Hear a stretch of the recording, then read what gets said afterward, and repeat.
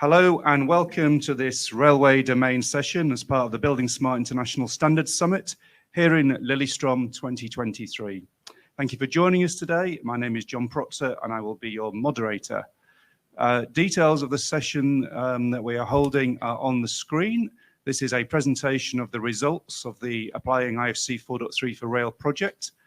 We will be hearing from Winfried Stix, the chair of the railway domain, and then he will be passing to the project team, principally Étienne Pansart. The session is scheduled to last for 90 minutes, including time for questions, and is being recorded and will be available in the replay section of the event as soon as possible. Before I hand over to Winfried, I'd like to remind you this is a hybrid event. If you're online, your microphones will remain muted. If you wish to make a comment, please add comments to the comments box on the Hop-in platform, and I will prompt you for that during the session. For attendees in the room, please keep background noise to a minimum, and if you wish to make a comment or ask a question, please raise your hand and we will use this microphone. I also need to bring to your attention the information on the screen now. buildingSMART is committed to ensuring that participation in the development of standards is unrestricted, and the process for their adoption is transparent, and that standards that are developed do not favour any particular provider, but are open, non-binding and accessible to all. Please note our antitrust code of conduct. With that, I'm going to pass to yourself, Winfried. Thank you, John. Welcome all of you to our, I don't know if it's the most important session, but I think so, because it was prepared, let's say, longer than 5 years. Now, and in the last 5 minutes, of course. And it's about 99 slides or something like that. So I will be very, very short in my introduction. Yeah, it's about the third phase of the aIFC4Rail project, let's say so. We have had the first phase, getting the requirements of the stakeholders, of you guys, and the second phase, writing the standard, bringing the standard into an aIFC language, let's say so. And the third was helping software vendors implementing the standard. That's so a simple saying, and it's said simpler than it was. So I'm really also exciting and looking forward to your presentation, Étienne. Yeah, I think there was because Dieter is online. He was is already the project manager, and unfortunately he could not be there. So greetings from him from Switzerland to Norway. So. Thank you, Dieter, for all your effort, and he also thanks everybody on the project, and it was really a big step forward for the rail community having that things done. So I said I'm short, I'm long enough. Étienne, it's your floor. Thank you. Thank you very much. And as you said, Winfried, we have so much slides for today. That's the bad news. The good news is that we have some results to share and some good practice or lesson learned that we are very pleased to share with you, and that can serve the railway domain as well as other domains elsewhere. Just a quick, very busy slide about the goals. And I will just talk about the goals that are on the right side. We were targeting with this project to gain several assets, let's say, on our sides, and one of it was the training of our people to know better how the people can be trained, to this new concept of translating stuff from the domain to the aIFC world, from the aIFC world to the software vendor, and back from to the business. That's something that was important, as well as to get involved with the software vendor. Some software vendor are in the room, and thank you very much for your involvement in this project from the beginning. We get also, we targeted to get a replicable process that could be applied somewhere else in the future on our rail domain, but also in other domains I told you, and deliver business cases. And we will move to that. based on a team dedicated, made of three main areas. As I told you, we had the business stakeholders, so mainly the railway stakeholders. We had as well the software vendors and the aIFC technical services. And regarding the business stakeholders, I would just warm thanks to CRBeam, to RFI, to SNCF and Mind, to SBB, to Traffic Verket, and to Vaila for their commitment on this project and the very huge and impressive mobilization they did on this project from 1 year, more than 1 year for the very beginning. Sorry. So it was just to say a lot of people involved from different domains of expertise, as well as from different organizations. And so I will definitely not have the time to quote everyone, but thanks all of these team members for the work done during this year. So we say that we had this opportunity to select and to do the test on 3 business cases. One thing that is important, and we selected the 3 business cases among a lot of it. And for this story in Düsseldorf, it was in 2018 or 19, I never know. So it was in 18, I think. This process map have been built by the railway domain, and where we can see a lot of use cases, a lot of process that could be implemented in the tool. And from this list, let's say we selected 3 of them based on the parameters that you can see on the right side. We wanted to have a test that is robust, that can be replicated elsewhere, that can be scalable, and that is robust enough to be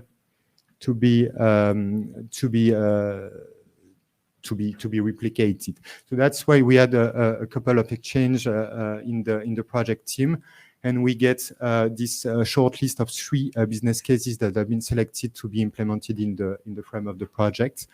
I will shortly introduce that, and then a couple of slides will explain you how what is the purpose, what is the aim, and what were the challenges on each of these business cases. So the first one was to combine model to federate model. It seems to be a very simple action in our activity, and the railway domain is made of a lot of systems together, so it's definitely a big challenge for us to have something enabling us to federate aIFC models together. Another one, the second one, was something more related to the linear aspect of our asset. The fact that we have to deal not only with georeferencing, with east-north coordinate and elevation, but also based on the track alignment with the chainage, the KP, depends of mileage, sometimes depends of your country of origin, but we have this challenge to place equipment against a track or according to a track. And the last is something about cabling. Perhaps it's not the first idea we have when we talk about rail. When we talk about rail, by the way, we think about rail, but there is cables everywhere. And this is a very big challenge for us also to manage this type of network.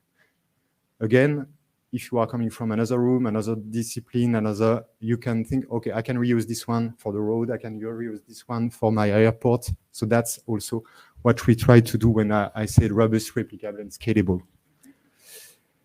So just talk about these deliverables. It's a good thing to say that it was not just an experimental process where we learn by walking, but also we were targeting to deliver pieces of work that can be reusable for you, for the community, and for any people interested by this approach. So we had a lot of reports, and as you can see, the colors are more green than another color, so that's good news for us in the delivery of this project. One yeah, I just want to emphasize one thing: the final report, the one that is that will be perhaps the only one that you will read. Actually, is very under the conclusion. The only thing is we would like to have a last, because this is the BSI process also for the project, a last lesson learned session that we'll organize in in a month, just to review and see the limitation of everything. So today we have not this part in the report. It will be added after this session of return on experience. We say REX in French about this, or RETEX, it depends. So we'll have this final review of the project all together that will end the process and put the last layer of information into the final report. One thing very important when we talked about this project was the ambition we had to have a very documented process that can be replicated elsewhere. And that's why we put a big effort on the instruction, on the way we are explaining how the process is and what are the steps and the micro step to be followed, as well as the templates, as well as the platforms to exchange information between people that are more in GitHub and people that are more in Word, Microsoft Word. I'm more Microsoft Word guy, but I had to deal with people that were more GitHub. So that's why we had this very good instruction that is a very technical document, but that can be used and improved in the future. It is, as I mentioned already, the effect of this slide is a bit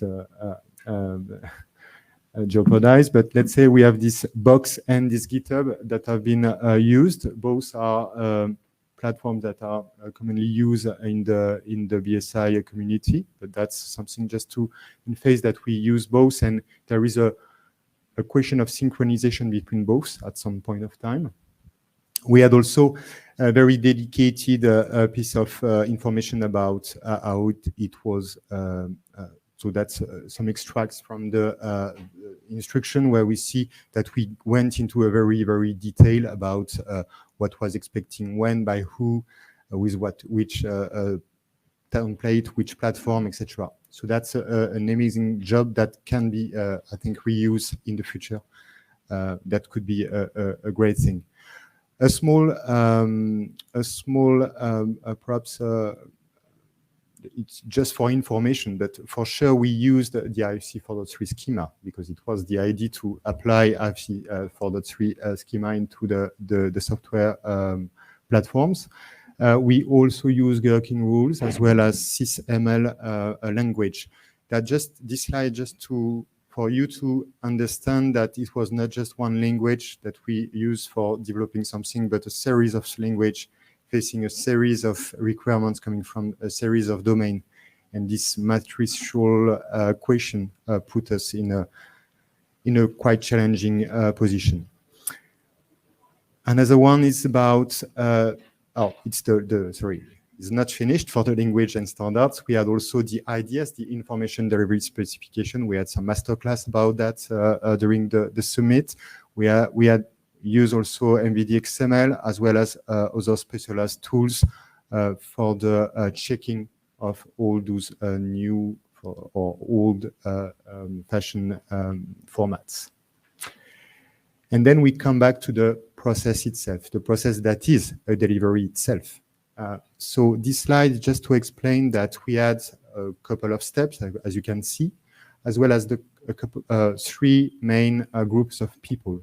And the process is finding its roots among these three groups of people, asking to deliver something, and the other is using the output of the previous one to do what he has to do in the second in his time. Yeah. So that's create some question around what will be the deliverable for each phase. So, for example, at the end of the step so the first step is about collecting the requirements from the domain expert and put it in a way where people can understand, people from the IT world can understand what we are asking. Then the second group of people is the technical services. And the purpose of this task is to translate the requirements that have been collected from the domain expert into a language that can be understood, this time by the software vendor. That's the rule creation. And then the software vendor are handling the input coming from the technical services, trying to implement that and deliver a submission with an IFC and evidences of what they did in order to run the validation. Validation being the time where you see what you get from the software vendor against what you asked at the beginning as a technical service and then as a domain expert. Okay, that's not so easy. We try to do it in live during 1 year, and you will see that we learn a lot. So for doing that, we have to, as a normal project with tasks, we have to identify what are the deliverables at the end of each step and being aware of what you will get when you are the task after from the previous task.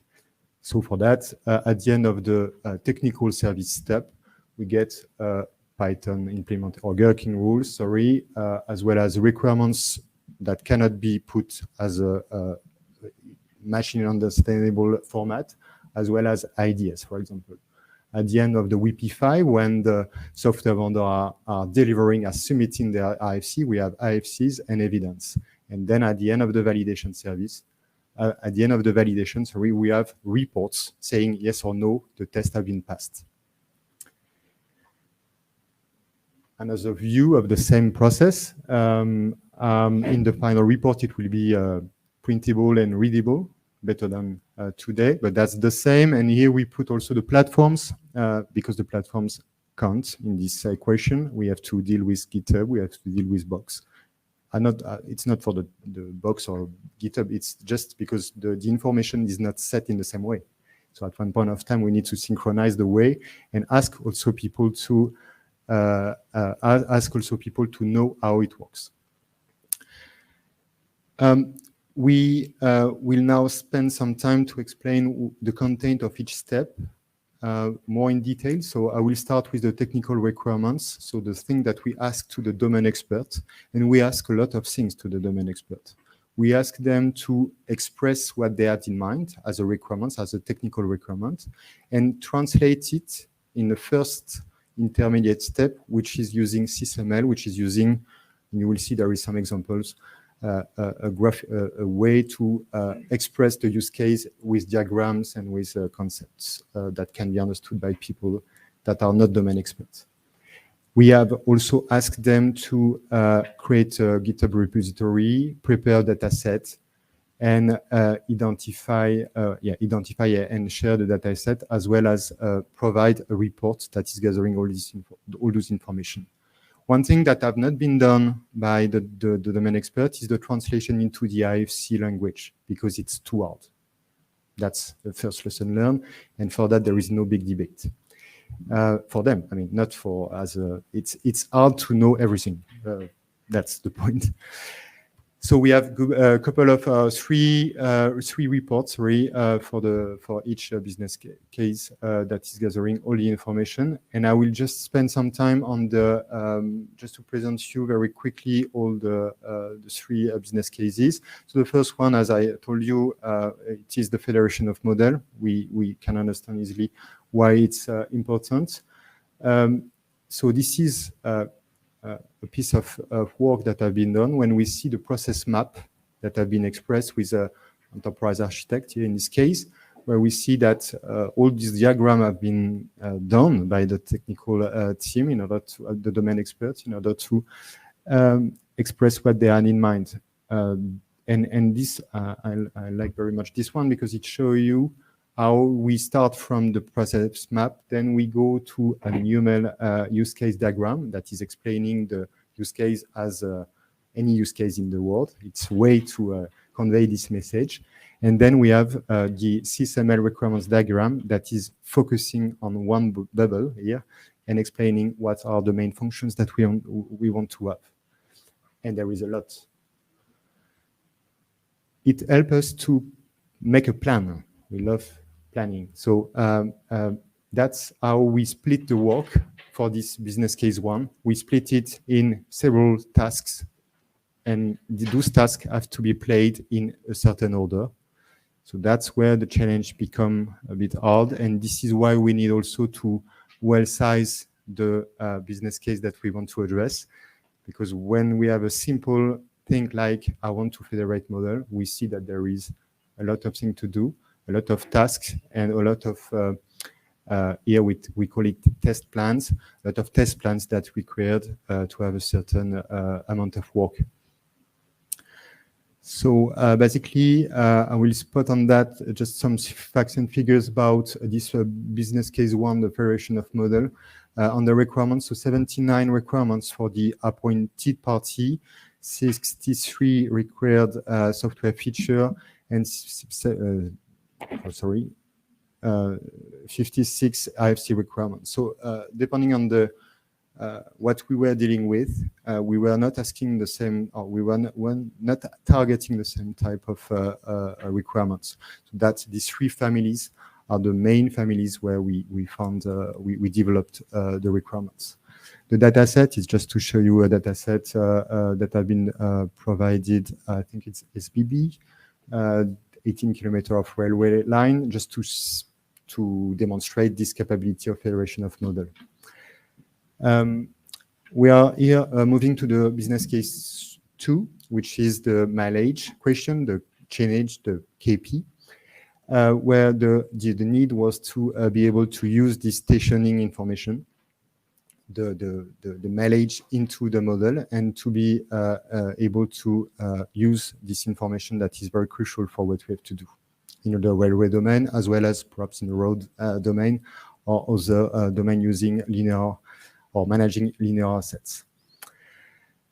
I move fast, so they did exactly the same standard in the expression of the needs. That's also a good, so everything will be available at the end of the project, and that can help you to do by your own or to twist something that has been done for the railway for another domain, or to go deeper on something. So that and for sure we use Miro boards sometimes to try to understand better ourselves among domain experts. So here we had again this question of requirements type. So it's a massive job. That's just what I have to say here. We'll not go into the detail today. The third use case was about cabling with three sub-use case. The first one was the design of the architecture of the cabling network. That's very important. We are able to use topology when we are dealing with network. If it is working with cabling, it can work for signaling. So there is a lot of area for improvement here in front of us. There is also the cabling infrastructure network, as well as the allocation of the cable. And the discussion among the domain experts have been reached, and this is why we are with three business cases, three sub-business cases. The benefits for the user are, and I'm very sorry, I will skip it a bit, but you can keep it for you. For sure, all those three business cases were very important. The three main, the stationing, the federation, and the cabling. Now it's perhaps not the same priorities, not perhaps the same scope, and it's not the same maturity. And we learned that from the project. So I just skip because we have 80 slides ahead. We move to the next step. So we go out the domain expert area to go into the technical services area. And here the job of those very expert people is to translate what have been expressed by the domain expert into an aIFC language. And this is exactly what I will try to do now, because it's not my domain of expertise, as you can understand. So first, it is complicated, as I told you, and that's why we hosted this action, not the tasks, not in the WP3, the step where we are involving only domain expert, but we hosted into the technical service expertise. And this one is perhaps to keep. We did that this morning, and I think we should start with that next time. the aIFC spelling, the aIFC grammar, and the aIFC dialect. Perhaps you heard about it. Here you have the way we checked that. So at the beginning we checked, we can use express schema, that is checking the aIFC schema as well as step schema. So it is something that can check if, for example, this element, aIFC representation style assignment, is or not in the schema. That's like this question of spelling, the language, the very basic language. Then there is a grammar. We'll check the grammar of this aIFC, how it is written, and if it makes sense in the grammar point of view. So that's where, and there is an example here, where the attribute have no value, meaning that we were expecting a value and there is no value. So that's what we can check here in the second, with the second layer, with concept template as well as the express schema parser. And the last, the aIFC dialect, and this is where we put a lot of effort, it's to find a way to check things that are not the grammar, not the language, something like more the language that we have between people of the railway domain. And that's where it become a bit more complicated, because we were facing things that can be managed through IDS, other things through gherkin features, another thing with MVD XML. And we had to choose each time which one was the most fitting the requirements. That's where it becomes very tricky, and that's where perhaps we need to improve ourselves on the way we are addressing this question. So, facts and figures on this one. We used our cards that we had in hand to play, depending on what was the play. And here, regarding the use of IDS, we used 12 IDS files to rule what we had to develop. The gherkin rules, we developed 20 rules, and 6 have been implemented. And the other, mostly done with MVD, it is around 73 MVDs rules that have been implemented. So I will just perhaps pass through this one. The objective was the reusability of what we were doing, meaning that we were putting that for this project, but the idea was to reuse this brick later to do something else in another business case or in future business cases. The opportunity, the aIFC4Rail, the project, links domain expert and technical service and software vendor. That was the opportunity, the magic triangle. The only thing is it is also a challenge to use the right technology for the right purpose. And that's where that's this type of issue we faced. Since the IDS is under development, we are progressing on it, and BSI is the main actor of that. We have also this validation service from BSI that is growing up, let's say, in matter of capability, as well as the gherkin rule that was a track for a new language for doing what we had to do. And the opportunity, the software vendor can also develop new checking tool, or we can count on improvement of the actual set of tools.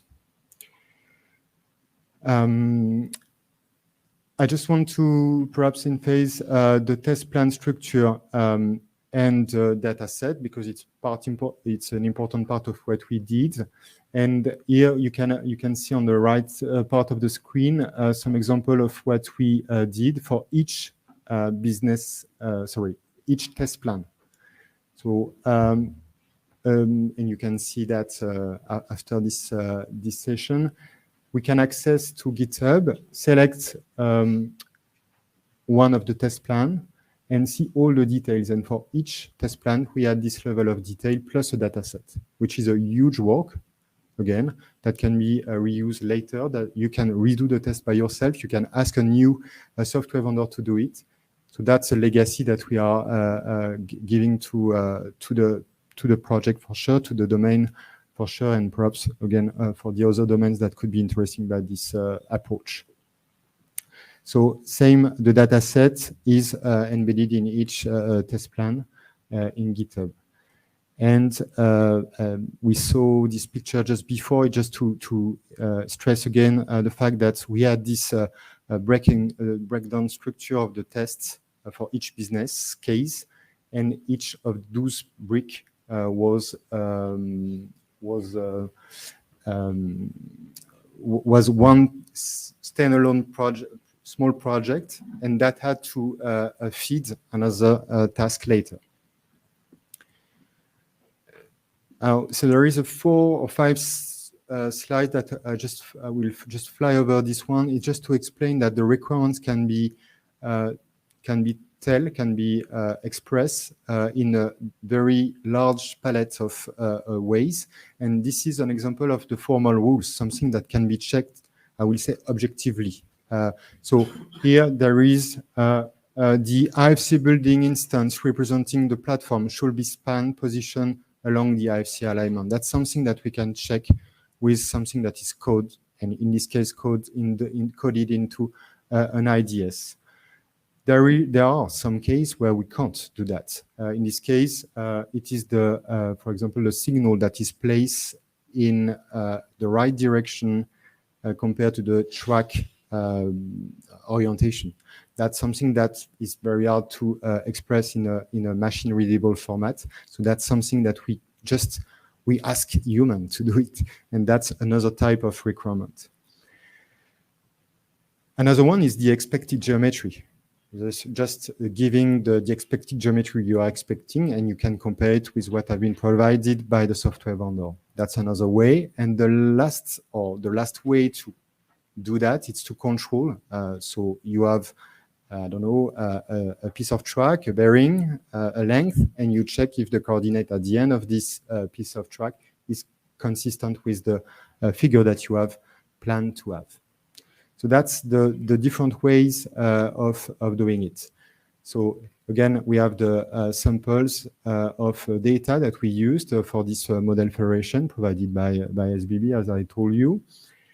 And we have also test plans and data sets that have been provided by RFI regarding the stationing and the signal that I just showed you before, with a very comprehensive schema about the angle of rotation and everything that can be that is a parameter used in the design, and that can be checked sometimes by the machine and sometimes by the human.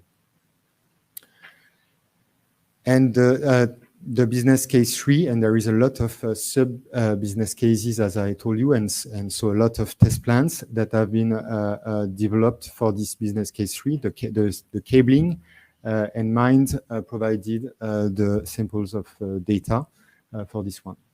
So you can see some picture of that. We are done with the work package 4, which was this question of being able to translate. It's about translation. Translate the domain expert requirements into something that can be understood by the software vendor. So now it's the time for the software vendor and to come in play. And this diagram is showing you 2 things. First, the quantity of a contribution from the software vendor, and again, a very big thank you for your commitment and for involvement in this project, and also the time it spent or the dates where they picked up the topic in GitHub, and then the time they spent to process that and implement it and coming back to us with a result. That's a very good one. Perhaps we'll have another view during our lesson learn session to see what can be learned from this schema. But that's a very good one that is showing that at the end of the day, as soon as a software vendor decides to help us, it is very fast. And now we are at the validation. And I would like to have some time left for to listen the stakeholders about this project, and to have some time also to talk about the entire the course of each business cases, just to have the feedback from the business case leader. So that's why we are a bit rushing on this very technical part. I would like just to have a word about this validation, how it goes and what we did actually. So we took the files and the evidences that have been provided by the software vendor into GitHub, and we use those files with checkers, with viewers also to acknowledge what they've done and see if it is or not consistent with what we're requesting.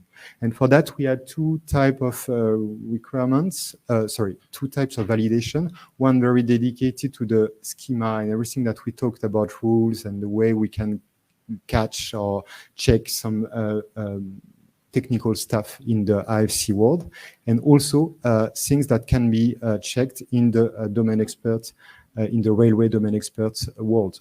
So we did it in two sub-sequences. One is the validation against the schemas and the rules that can be checked by the validation service, and then move to the domain experts. And the result is, because we talked about results and we promised to have results. So what we did for the business case 2, so the stationing, we had two test plans, one about the stationing, like positioning and equipment along a track, and another one which was positioning and equipment along a track with equalities, with gap of change. So unfortunately, we didn't get any feedback regarding the second one. And to be very honest, it is very important for us. So we hope that someone will take that soon. So it's a call for the software vendor to pick up this STN02 in GitHub. Tell me if you don't find it in GitHub. I'm an expert in GitHub now. And the second one is, the first one was the STN01, and I think that Xenia will, on behalf of the RFI, will talk a bit about what they did with this set of data and the use case that have been developed in the frame of the business case 2. And the very good news is, it is the only one, that's the bad news, but it is one validated, fully validated test plan that have been done. This Change Aka software did a second try after our report, did a second try. And when we check it, it was compliant with every requirements we put at the very beginning. So we have a proof of this process is working, at least on the STN01 with one software vendor. But that's something that is today helping us to believe that we can improve ourselves and do more test plans, more business cases. Another one is, so it's a Kanban diagram done in GitHub, that where you have the backlog of the tests, and then you move, when it's done, you move the test. So another, on the WP6, sorry, on the business case 1, so it's the federation of model. You saw that we had many small pieces of test plans. It made a lot of tasks in the backlog of the test of the team, and so we did every pieces of report on that. Unfortunately, no one succeeded, but we are very ready with the software vendor also to start again another iteration, and we know that after one or perhaps two iterations, we can get a conclusive and positive results at the end. So that's what we believe. The only thing is the project is ended, so we'll not do it in the frame of the project, but let's see how we can do it apart, beside, or with another project in the future. So 16 validation report for this business case 01, and no one for the business case 03, because we didn't have the time to implement it or to go to the software vendor to implement it. So that's one result we get from the project, because perhaps the ambition and the technicity and the level of complexity perhaps, but it's we had to and also because the entire process took time to go to a document or to pieces of sample that were able to be used by the software vendor. So there is a lot of reason, and we'll discuss that during the lesson learned session about this one. And Vincent will talk about the feedback from the business tree point of view on this project. The validation report, And we have some facts and figures more in detail. So only one passed the test, 19 didn't. We have also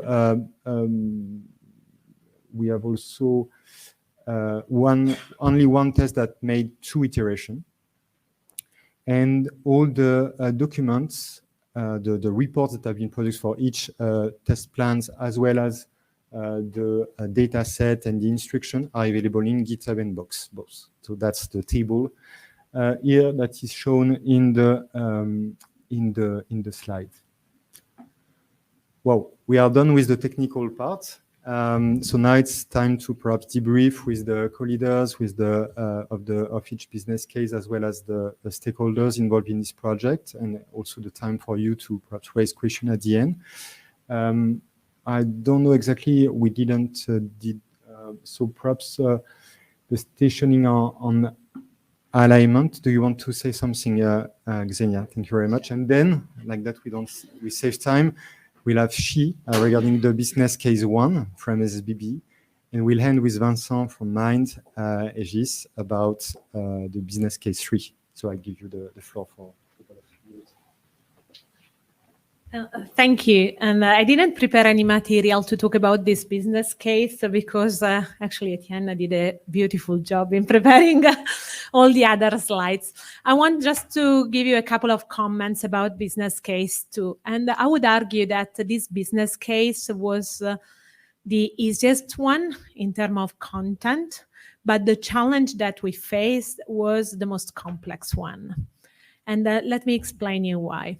It was the easiest one because it implied actually a few actions that we always do while designing and modeling a railway infrastructure, which was, of course, having an alignment, using the right set of curves, assuring the continuity of the alignment, placing the reference along the alignment, and then placing objects according to those references. This is something we always do while designing any railway. It was also full of, let's say, concepts that had already been somehow well studied in the past during the previous railway projects. Why was it very complex, though? Because we used this business case to understand the process. The same process that Étienne took time to explain at the very beginning about how we define the requirements for the appointed parties, the software vendor, the aIFC requirements. We translate the aIFC requirements into rules, define which rules can be automatically implemented with which technology, which other ones are not, defining a test plan, capturing the validation reports. So all this process was not in place at the beginning of the project. So we decided collectively to use business case 2 as a test run of a process that we invented, and also to adjust it throughout time. It being also the easiest one, you know very well that it provided the input to the game that we tried to implement in Rome, because we had already an engagement from the software vendors. The data set was simple enough to be implemented in a few hours. And that brought not only evidence of the implementation of the business case itself, but also provided confidence to the actors within RFI in this case, but I believe within all the stakeholders, that such a business case was replicable and doable in real life, because we followed throughout the game the whole process that starts from the delivery of the information requirements to the modeling activity itself and the validation of the data contained in the model. And I don't know if our Chinese colleague want to add anything. Otherwise, we... Thank you. If you have questions, of course.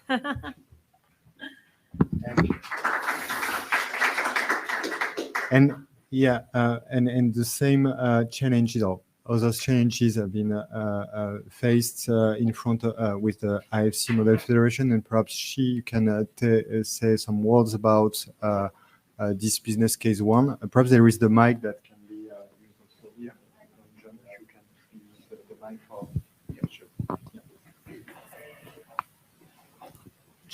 It's up to you. Yeah, thank you. Be better. And about this business case once, model federation. It's well, at the very beginning, we already thought that's actually quite challenging a business case, and it's also very, very important because that's what it's been about. That we need to coordinate models. We need to put models from different domains together. And in the building domain, it's not that so challenging, but in the infrastructure domain, it's really new because, once we get this alignment, and also we get this very complex discussion about the spatial structure involved in infrastructure domain, and everything gets so complicated.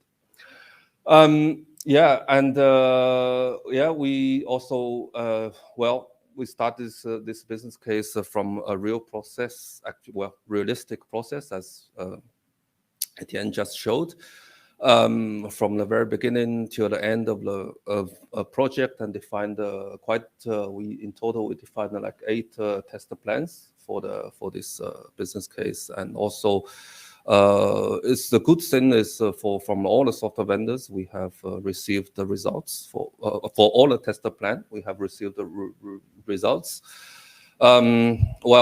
Something which I think definitely needs to be improved is that it will be good that if we have more iterations with software vendors for some test plans, and then we could have more cases which totally pass the validation. That's how I feel. Thank you, Chi. And again, thank you for the work done, because the leader were not only defining the domain requirements, but also following all the steps of the process from the beginning to the end to the report. The teams involved and that's perhaps something that we should improve also, because it's a lot of time to start the requirements till the end. It takes a month, so that's also a constraint. Perhaps we can end with you, Vincent, about the business case 3. I put some slides that will be the discussion of. I just put it just for you if you if you want to fly over it. But that's the topics that we would like to discuss during the lesson learned session around the business case. Thank you, Étienne. My English is not so fluent, so you can read, and you have all the information about what I have to say. I want to focus on several points. Why we have proposed, mine is from France, SBB and CRBM, we have proposed to deal with this business case cabling. Why? But because in the railway domain, it is very crucial to manage the connected systems with cables, and there are a lot of interfaces, a lot of issues about how to update the design, the construction, and the operation, the maintenance works regarding the connected system. So we have to know where are the cables, what are the infrastructure that host the cables, etc. during the life cycle of an infrastructure. So it's a crucial point during the life cycle of railway infrastructure, and it is the consequence is it's very crucial to be able to take profit of BIM and collaboration systems to update this information about the cabling and the cabling infrastructure. So it's the first purpose we have, and the specificity of cabling is to manage topology, to describe what is connected with that, what is included in what type of infrastructure. So regarding the use of aIFC, it was quite new. And that's why we wanted to have some documentation about how to describe a cabling system in aIFC and the cabling infrastructure in aIFC. It was the purpose. We have some results about that, so it's very important to have this documentation about how to describe cabling networks in IFC, it will be usable. But the challenge now is to have it implemented in the software. And we know that there are not so much software that manage the design, the molding for cabling systems, especially for infrastructure. So it was the challenge. Maybe it was the limit of this business case because we have not so much software vendors that wanted to be involved in this business case. I think that so you understand a little bit why we have not all the results we expected at the beginning. But I think it was very interesting to have this business case because one of the purpose of this project is to define methods to implement use cases by using IFC, and the methods includes how to require the information that should be included in IFC models and how to implement it, and to make experts of the domains, so people that have experience of railway projects, to be able to define the requirements about the content of BIM models. And what we experimented in this business case is to onboard people that have railway expertise, railway experience, to make them able to express their requirements in the data they want to manage in BIM, in IFC. So we experiment what are the skills to be acquired by domain experts to be able to know what they can do with BIM models and how they have to express their requirements about the contents of the BIM models. So it was very interesting to see the limit between where the railway experts can go into the detail of how to describe things in IFC, and what was the limit with the IFC experts, what they could understood about how to describe things for a railway project. So we saw this limit. It is a sort of revelation. So it will help to go to the next step to know what are the skills to be involved to implement use cases for several usage in IFC, and to train people to be able to express their requirements for their IFC usage and to generate value in their processes. So it was very interesting. I think we have to document these lessons learned about this to also put this information into the training project that is about to be built. And that's all for the business case 3. But we have some results, but we have not all the results we expected. So it was a challenge. Thank you. Thank you very much. And we'll 3 business cases with very different results, as you can see, and all together it makes a lot of things to discuss to conclude with this project. I will give the speech for the last 30 minutes of this session to the stakeholders because they create the project. So we'll start with CRBIM and Dashuang. Perhaps you can either you take the mic or it's up to you. Thank you, Dashuang.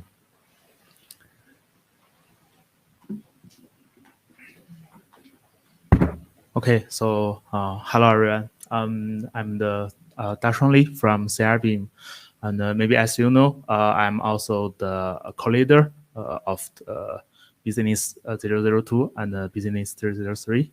So I would like to say some word about these 2 business cases in advance. In my opinion, the stationing is the premise. It's the first step of the cabling. So in we initial this project, we think the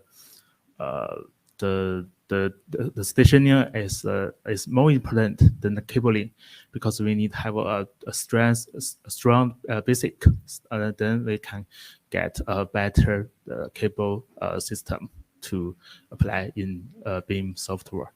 So and we are keep working to these two business cases, and now we have some results for these two. So I'm happy to see that.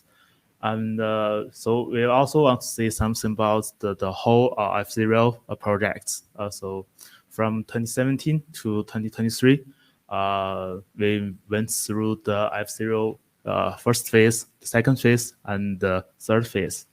And we also developed some localizations aIFC standard in China, as we call the CNIFC. In the past 7 years, we were learning and following the work mathematics and the work results of the railway room or railway domain. So in conclusion, we had some nice work with railway community, and we spent a really happy time with everyone in railway room, in railway domain, and here. So in future, we also have some different goals and some different perspectives. Like first is our important things is the products certification and the service certification of international railway. And the second one is the training. Maybe as Xenia said before, yeah, the training is our important thing. And we hope to propose more new ideas and projects in this railway community to improve the international railway domain in BIM field. And we will keep supporting this community and keep enjoying with everyone here. Thank you.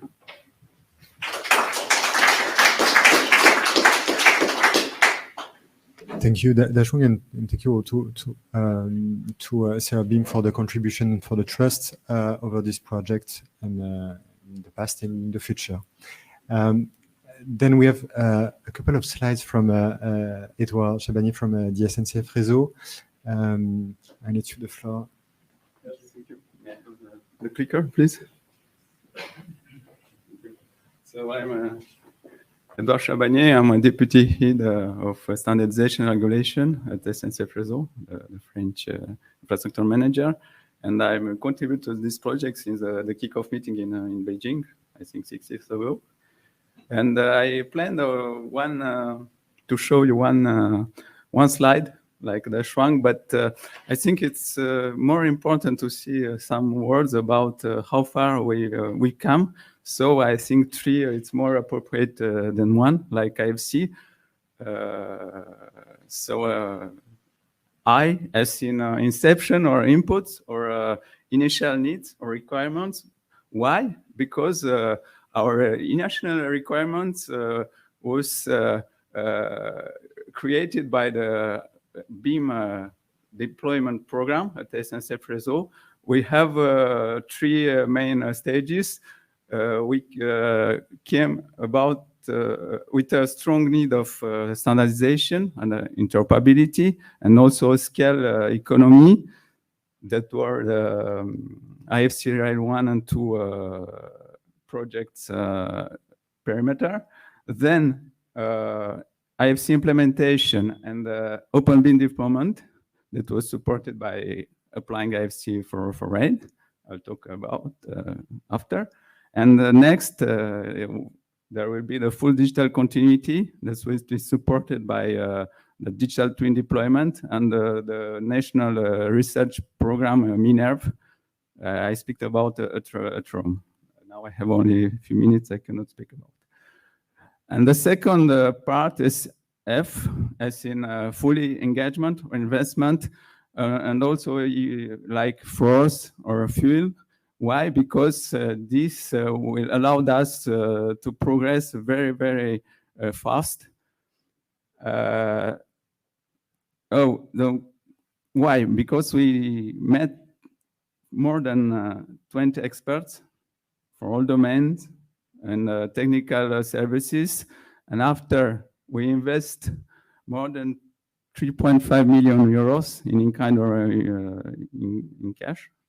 And also we participate to all the phases of the project, of the great project, from all the requirements domains with the phase 1, after with all the test and the storylines. We lead 2 storylines of it. And of course, this project applying the aIFC4Rail with all business cases. We participate to all business cases. And finally, C, which is the consequences or the conclusion for this great project when it's applying for aIFC4Rail, but also like as in chain reaction. Why? Because this project applying aIFC4Rail, it's allowed us to develop multiple benefits directly, but mostly indirectly for our company. So if we talk about the first need, the interoperability, of course, aIFC4.3 will be published normally by the end of the year. There are also the software vendors implementation. But what's important for us, for SNCF Réseau, was the test of multiple softwares that will allow us to develop an open CDE, which is now fully functional. So we can collaborate inside our company between different types of experts, of contributors to projects. And also this is linked to the OpenBeam development. And now we can say that we have like a culture, like a company-wide culture, because all our collaborators are involved. So from project contributors to the CTO, we have aIFC and OpenBeam in our roadmaps. And we start also set up a training program. We spoke about the last day. And we have now more than 1,700 people trained using aIFC and OpenBeam. And also what is important, there are 2,000 projects that use aIFC now. And last, the scale economy. Now we can show the proven benefits. And what is more important, it's the aIFC and OpenBeam process and methods are spreading to all the projects. And what is most important, the small projects like level crossing, which is a small project with a little amount of money. And all the project managers were skeptical in Beam deployment because it's an extra cost. But now they demand us, oh, I want to do this project in Beam. That is great for us. And the last thing, I think it's the most important, I want to highlight it. It's the new version of Beam technical specification, that from May 2023, that make aIFC mandatory in all projects, SNCF projects. Now we demand aIFC for all projects, aIFC4.3. This it's very important for us. Of course, there are less positive points, like the unknown next steps. We talked about the last steering committee, but we think we found some dynamics for not lose the dynamics from today. And generally speaking, I could say this project applying aIFC4Rail was very beneficial for us. So we are very, very proud to participate. I thank you for the teams for helping us to get here. Thank you very much.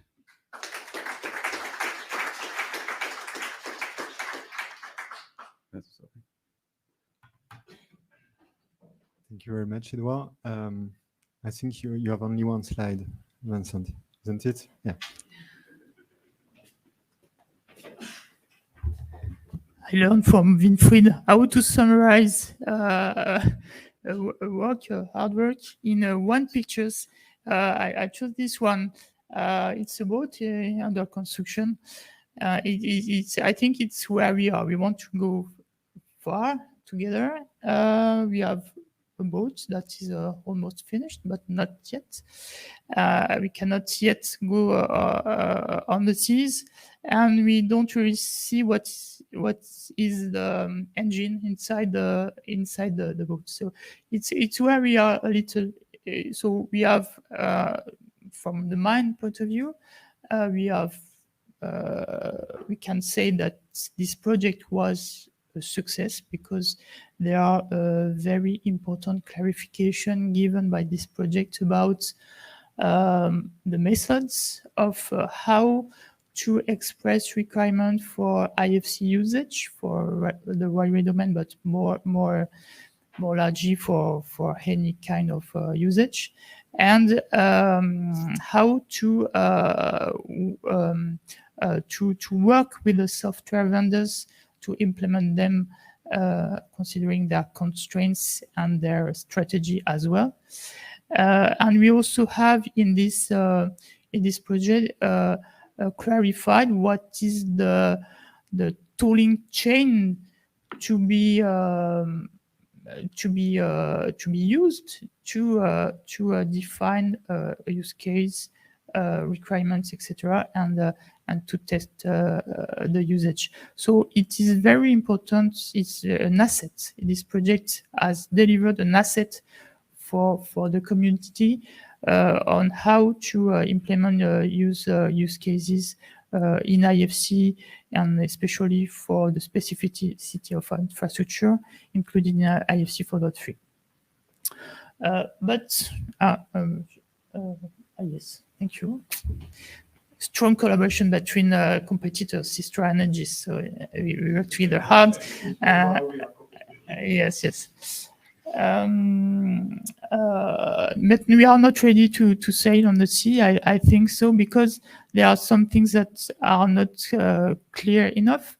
The process we have defined, we don't really know how to industrialize it to develop many usage of aIFC for the railway domain, but not only.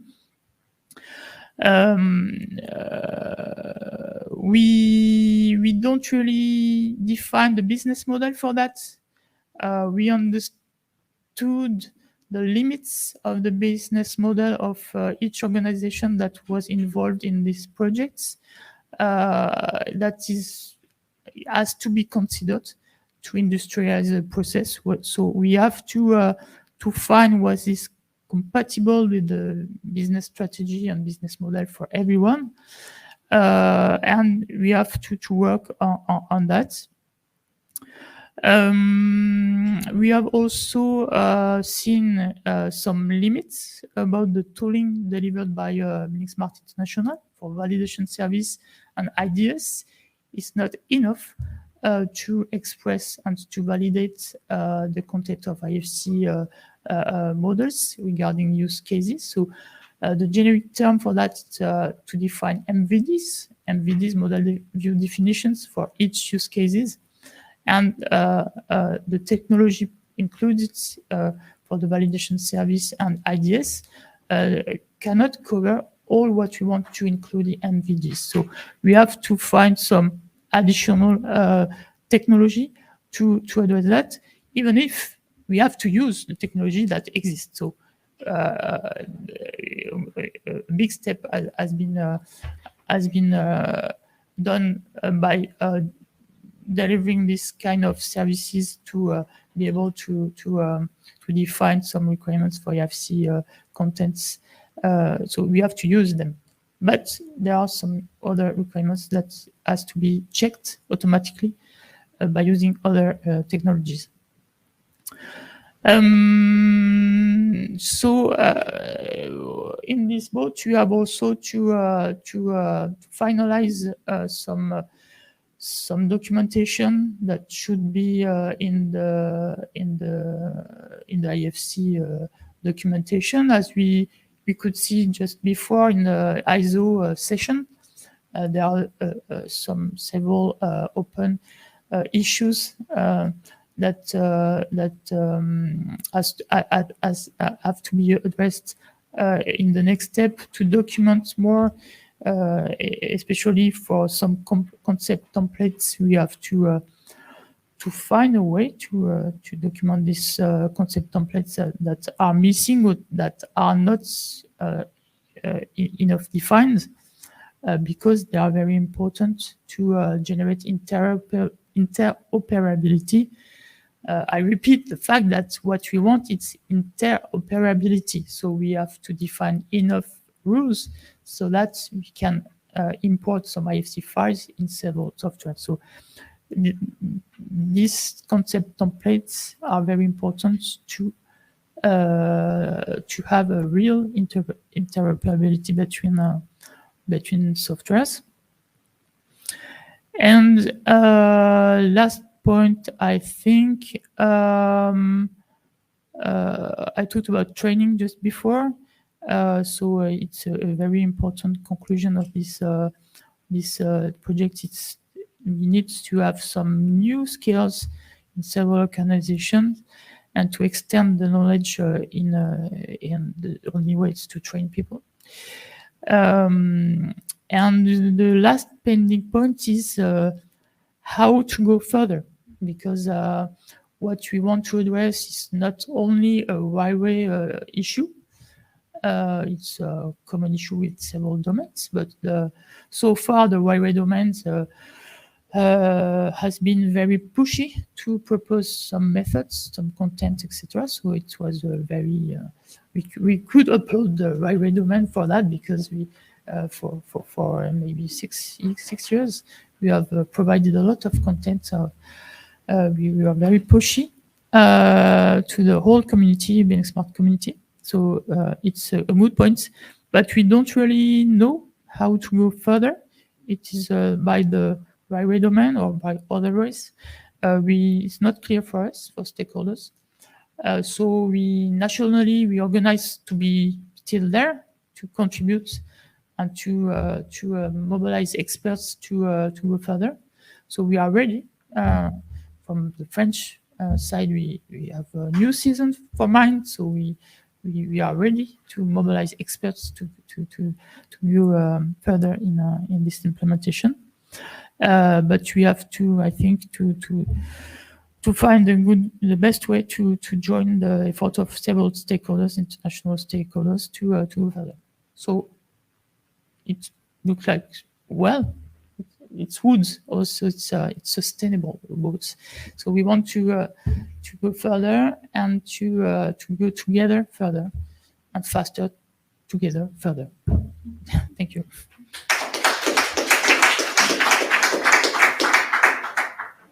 Faster together. I just a word on the behalf of Vaila that Thermo cannot be there, but he put this statement just to share with you from Finland, where FTIA has had an interesting journey from 2017 to 2023. To get more with same small funds and resource, to learn more because of collaboration, to work with great colleagues around the world.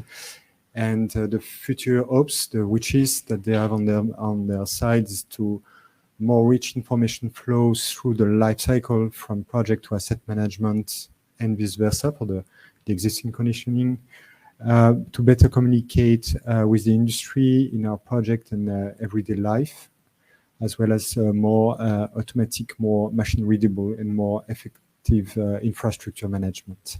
So thank you, Thermo, thank you, Vaila, for the contribution also to the project.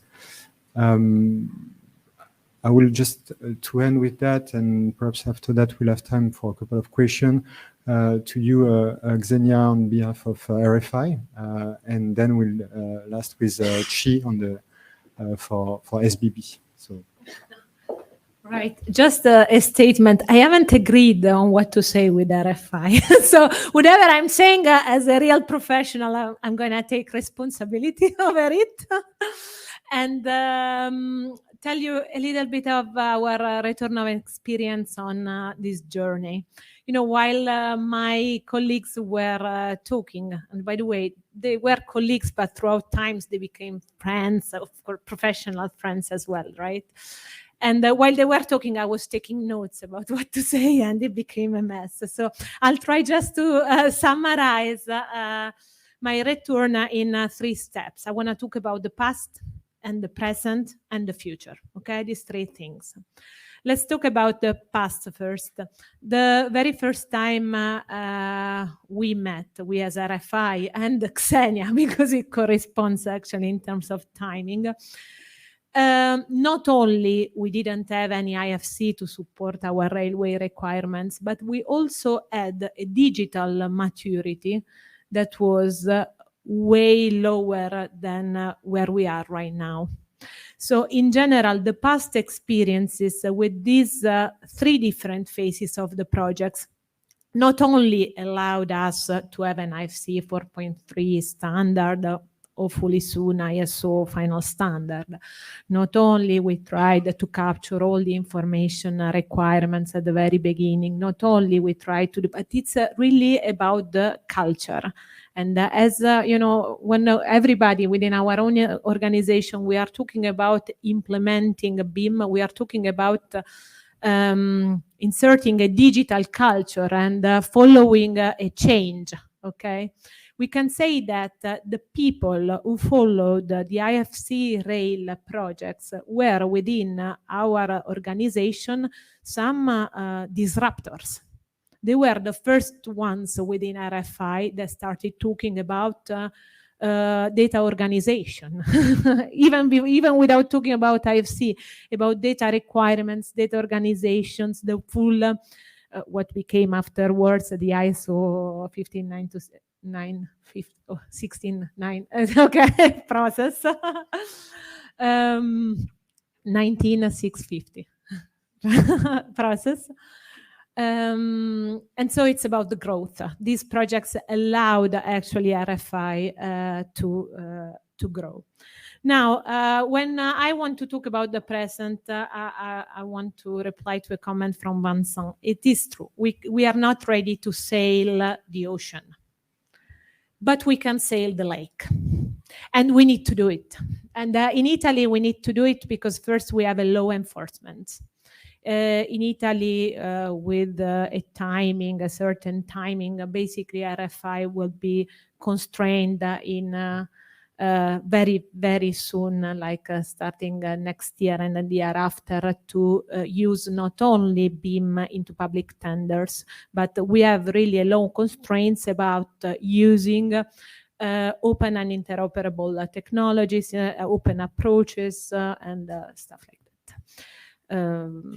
So we are constrained, and we need to get out of what we did so far the best. So we started capitalizing the results within RFI, and I want to give you a couple of examples. We are editing the modeling guidelines that we will issue together with the information exchange requirements into the public tenders.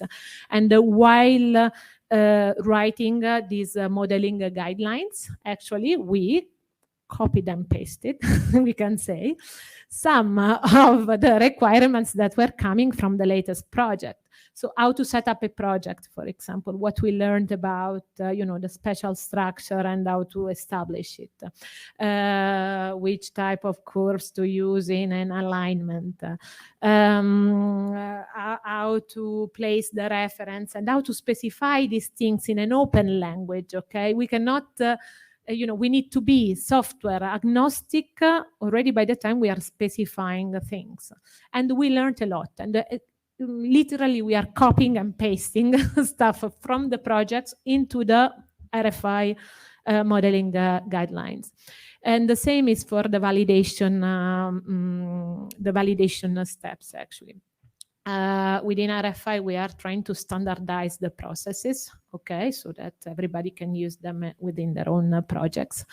And we use checklists to do the validation reports like everybody. So within these checklists, we inserted some of the steps that we actually tried to achieve during our business cases.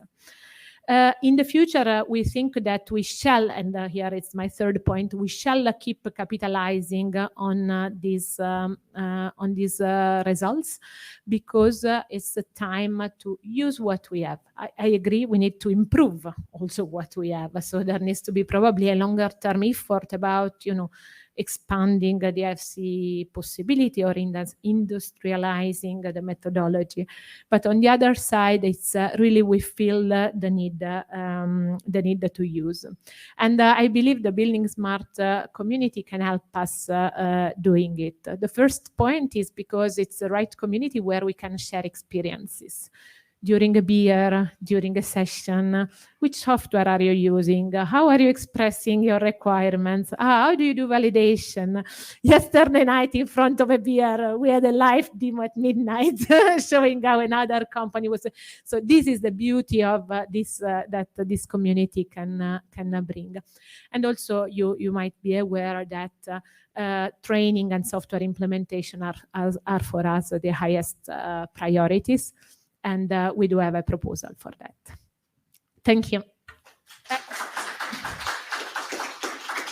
It was a pleasure working with you all. Thank you.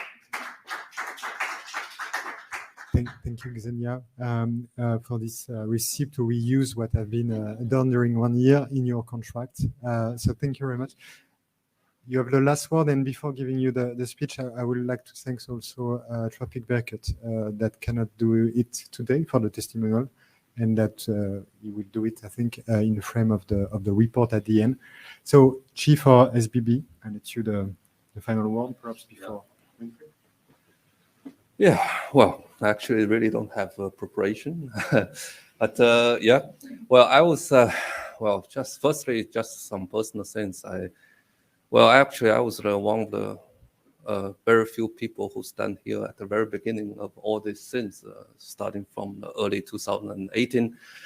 We had like 4 years project to really define this, all the railway concepts in aIFC4.3, and then work with software vendors to implement these things, to test and implement, and then this phase 3 is about deploying this applying or aIFC4.3 in projects. SBB is also, SBB is earlier than me actually, because from the DACH group that to invest in all these activities. And a lot of things that don't know, probably people don't know outside, don't know that SBB really has an entire BIM program. We have more than 30 people who just work about how to use BIM. Because starting from 2000 and actually next year, in the middle of next year, 2024, we are going to order aIFC in our projects. So it's very important that we need to really get aIFC into the software, because that's what we need. We really need this open data, and aIFC4.3 is for infrastructure, I would say much more important than previous aIFC versions, because we really have very specific concepts that defined in for aIFC4.3. So that's what we want. So it's a really a great player that we have made all these things so far, and as Vincent said, we are still not ready yet. So I really need support from all the software vendors. Also, we really need support from the entire buildingSMART community to make all these things happen.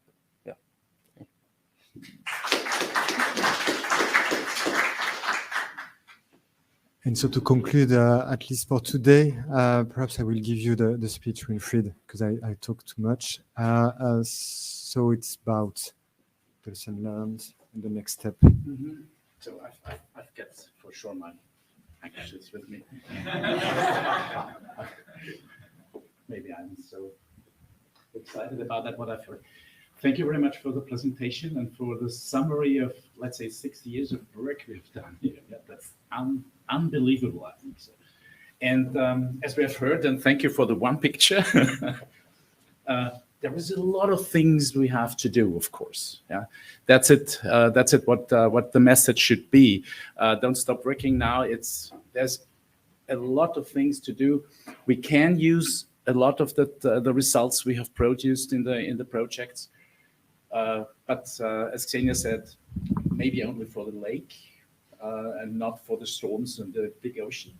So keep on towing the rope over the ground and in the common direction we have started up now so far. Yeah. What else should I say is thank you very much to your work. Yeah, maybe I say it also in that round that so I think it's for me, for my person, it's really a good point to resign from the chair of the railway room. I will be there. I'm still part of the board of the Austrian chapter, and if you invite me in the room, I will be also there. So in the domain, let's say so. And yeah, and I think it's a really cool. It was a really cool experience working with all of you. And Xenia also said becoming friends here. It was always a little bit fun when I heard Patrick McLean saying the interpretation of the IFC abbreviation the first time, the International Friendship Club. But now maybe I'm in the age to believe that. So. So thank you really for your work. Thank you very much, and I hope I can hand over to a person or maybe to two persons or whatever the lead of the chair of the railway domain. So to getting things done which are necessary to follow the 5 and let's say 6 years of work we have done. So thank you very much, and. Yeah, enjoy life and the break. Do